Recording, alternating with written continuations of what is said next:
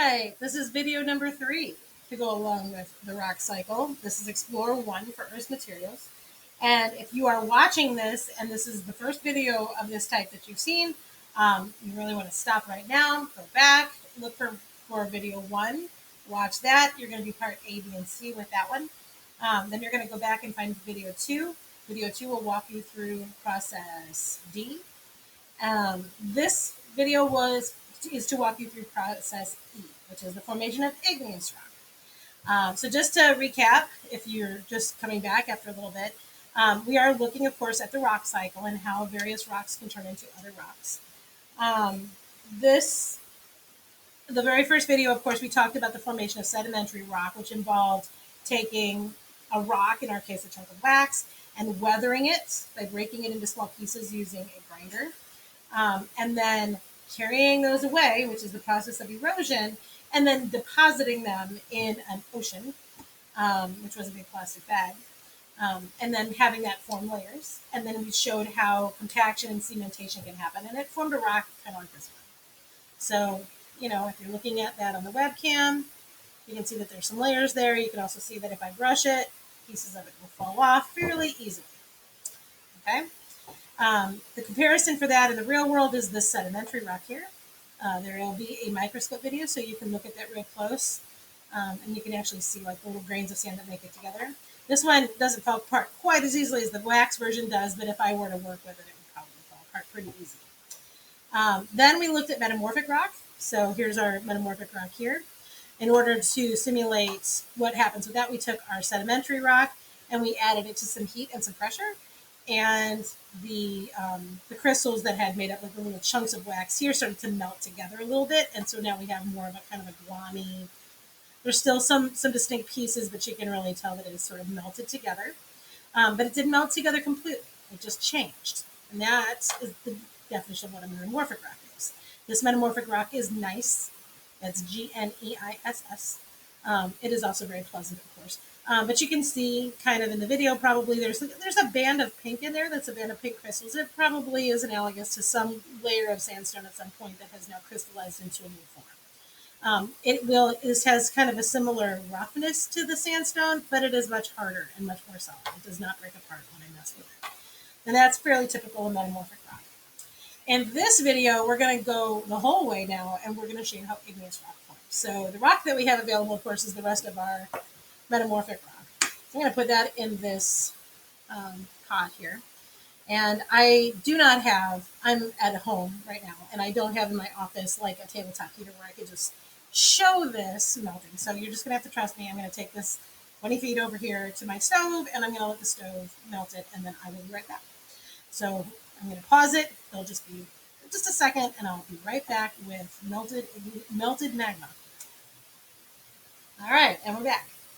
I did want to point out that while nothing I've done here is particularly unusual, this is definitely one of those procedures that if you were to do at home, you would want to be very careful, make sure that you had adults standing by, because molten wax can really burn you if you're not careful. So I did not burn myself. I just wanted to point that out, lest anybody get themselves in trouble at home here.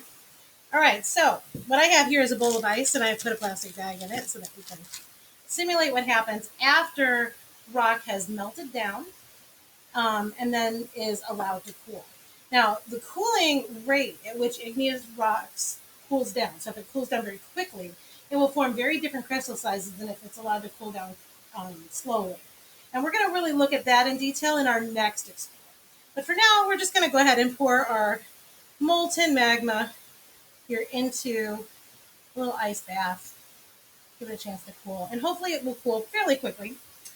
So once again, this may be a good time to just go ahead and pause and let this take a second to completely chill. So I'm going to do that, and I will be back in just a moment.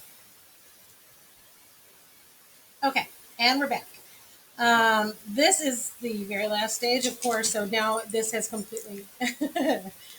Hello, dogs. This is completely solidified. It's had a chance to cool completely. So, of course, it's taken on the shape of the bag a little bit. But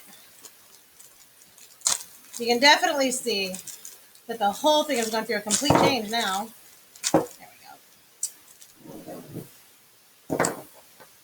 Remember, this is kind of where we started with sedimentary rock, quite a bit different from the final igneous rock there. Now, this igneous rock cooled very quickly. All right, it cooled in the ice. And normally, if we had let this sit out for a long time, it probably wouldn't look that much different. But actual igneous rock will change dramatically depending on how fast it's allowed to cool. Now, the diorite that I have here as our quintessential, I have done a microscope video of that, which I will upload. But I'm going to do a second one as well of another kind of igneous rock called Obsidian. And you may have seen some of this before. This is called volcanic glass. And you'll notice they're made of much the same thing, but their crystal size is much, much different. You can see very distinct crystals here. You can see very few here. And the reason for that is because this would be lava that had cooled very, very quickly. This is magma that cooled very slowly underground. Okay, so this is really much more like this. You know, it's much more consistent throughout. If I break this, you'll notice that you don't really see different flakes of color in here. It's all pretty consistent throughout, just kind of like the glasses. So I'm going to put that there as well. I'm going to set this here on our plate. So that is our full rock cycle.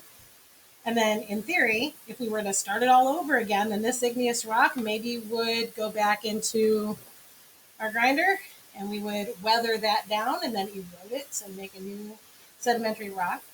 By the same token, we could take this igneous rock or this metamorphic rock and do the same thing.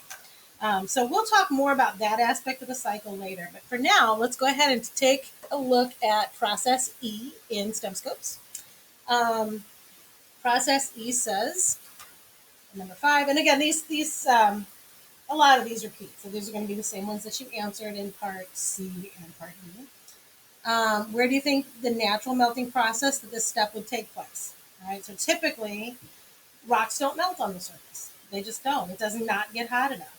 The places that we've talked about, and if you think back to plate tectonics last cycle, the only place that we've really talked about rocks melting back into the mantle was in the subduction zones. So where you have ocean plate that's sort of running into the continents, they get pushed back down into the magma and it's hot enough there to melt those rocks again. That's really the main place that this happens, but it can happen other places too. But it's always got to be deep enough that the heat of the earth is what's actually melting the rock. What does the well-melted rocks represent? I hope you can figure that one out, especially because we've used that one a lot. When does the natural solidifying process, is this step in this model, take place? So again, inside the earth, it stays pretty molten because it stays pretty hot down there. So it has to come out to the surface somehow, or it has to get close enough to the surface that it can sort of solidify inside the bedrock. So think about that as you answer question 5. When does the natural solidifying thing happen? We talked about stratigraphy, remember? We said that sometimes magma will come up into the bedrock and kind of stop, and it will cool down there. Other times it will actually make it all the way to the surface in the form of an eruption or something like that. So in step 8, you're going to go ahead and sketch your igneous rock.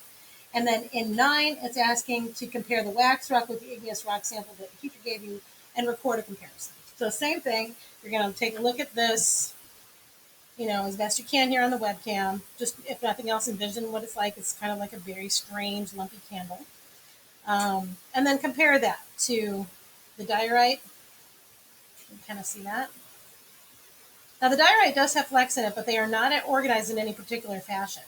Okay, so that's one thing that makes it very different from the gneiss. The gneiss, actually, still you can see some layers, whereas in the igneous rock, the crystals are formed in just sort of a random way. In the obsidian, you can't see anything at all. And this just looks like glass. It's just smooth. Okay. All right, so then you're going to place this rock here. And then for number 11, it's asking, what is the energy source in this model? So again, what is it that gave this rock enough energy to melt? Hopefully you realize that this couldn't have been the sun, because this has to happen further down, so answer accordingly.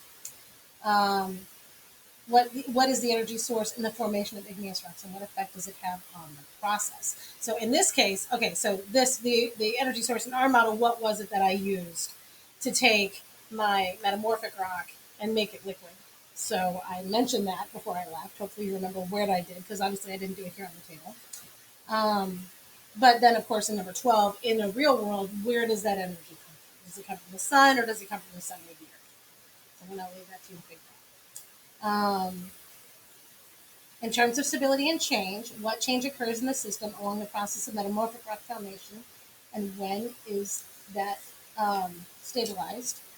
The metamorphic rock, the igneous rock. I'm pretty sure I'm on that one. Yeah. So in the metamorphic rock, it's unstable because it's being crushed underneath. Um, the igneous rock, when it melts down, of course, then that's going to be where it becomes unstable, and then it becomes stabilized again once it cools. Okay. Now, getting on into 14 and on, we're getting into questions about the rock cycle that we are going to cover in more detail later on. So I'm actually going to stop there. I'm going to let you you can take your stab at that if you'd like to. As we get into next week, we're going to do one more explore activity that will involve only igneous rock. And then on Thursday and Friday of next week, which would I think be the 27th and 28th, those 20th, 29th, that's when we're going to finish up the rock cycle and this assignment will be due. So do your best on the rest of this. If you have any questions, of course, you can always talk to me and we will continue to talk about it in class. All right. All right. Let me know if I can answer any question for you. Thanks.